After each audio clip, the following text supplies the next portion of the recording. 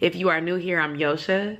I'm your go-to girl for all things real. Today's chat is going to be about friendships in your 30s, really late 20s, and how they change, and just kind of reflecting on some of my relationships.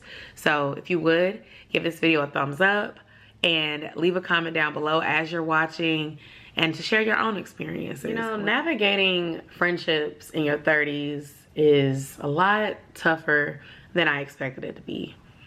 I recently celebrated my 32nd birthday, and as I reflected on chapter 31, I thought about my friendships a lot and where I am currently and where I was about 10 years ago. I was finishing up college.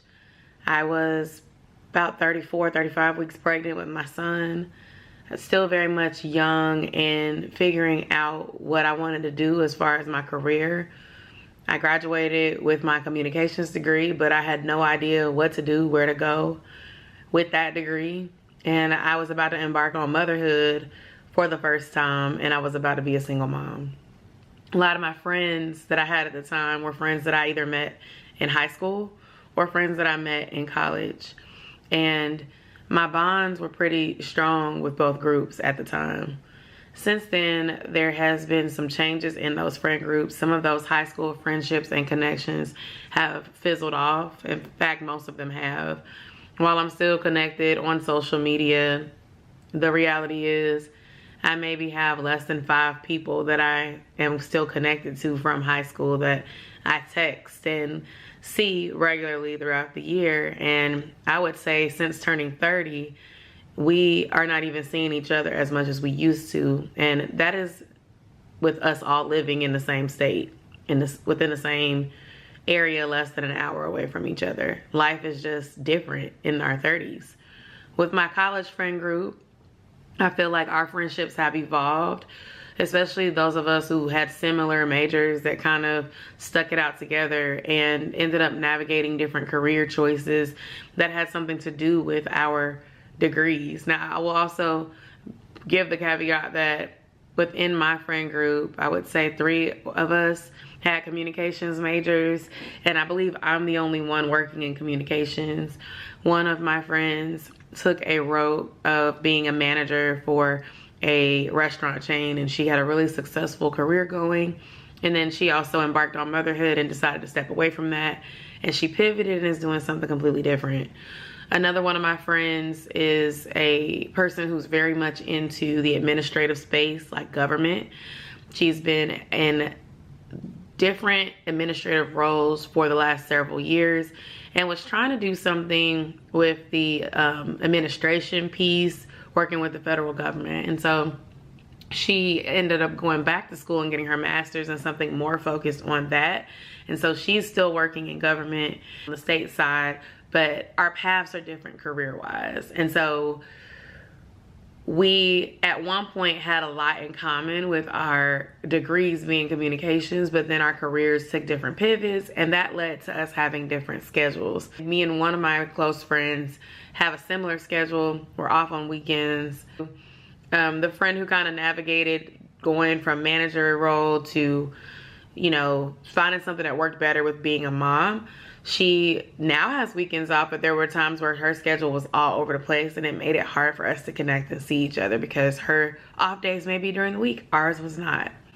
Then I have this high school friends that didn't get their degree, and so navigating life and adulting and all of that good stuff was very different for them. Finding roles that pay well, that don't require degrees, are not as easy.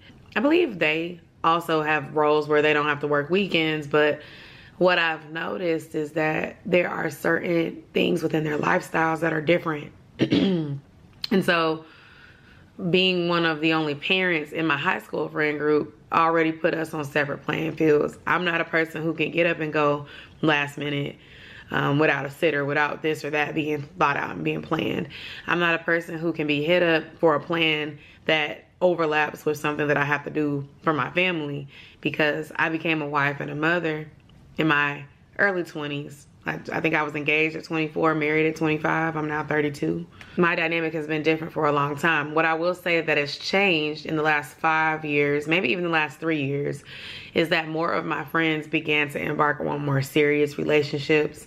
One of my friends ended up getting married last year, and I feel like our friendship dynamic has changed a bit since she got married. Other of my friends have embarked on serious relationships. A person going into a serious relationship, their availability is going to change. It is inevitable, and as it should. Even when I went through that, I feel like I might have changed. Now, I still was young, so I had that mindset of spending time with my girls and doing things with my friends, and hence the bridal party that had like 7 girls in it.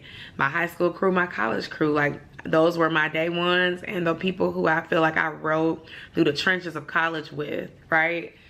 But the thing is, we all are navigating different paths. I have a friend that moved away to a different state, and navigating that was different. You know, I don't really remember us having a conversation about her moving, but I know that like when I found out, I made time to see her beforehand and wish her congratulations and send some funds and, you know, try my best to keep in contact. But I'll be honest, I was not keeping communication open, randomly checking.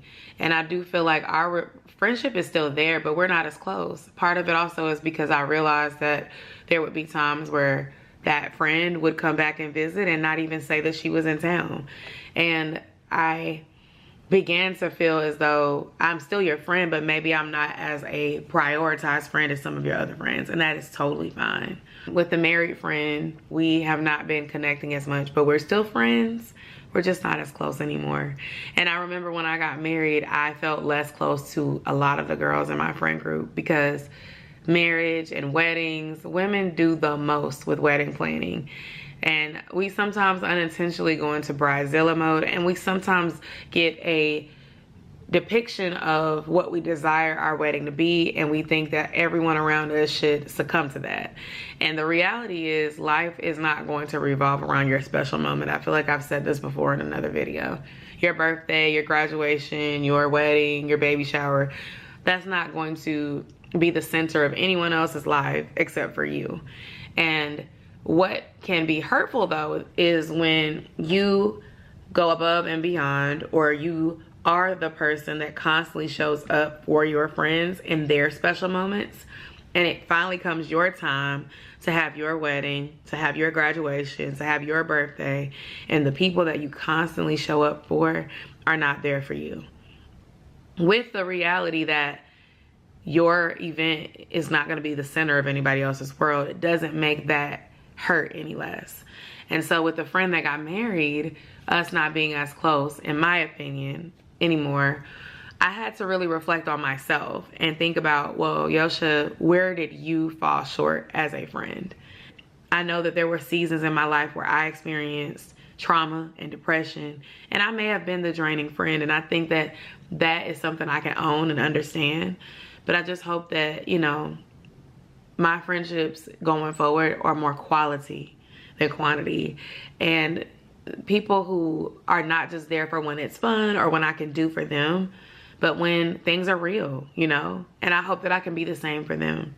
And that's a question that I challenge anyone watching this video to think through. Am I the perfect friend? Absolutely not. However, I do try to be there for people. I try to practice kindness. I try to celebrate anyone's moment. And I try to be there the best way that I can, show up, while also juggling all of my own things. There are just certain things that I don't think any of my friends will ever get from my perspective, because my shoes are just so different.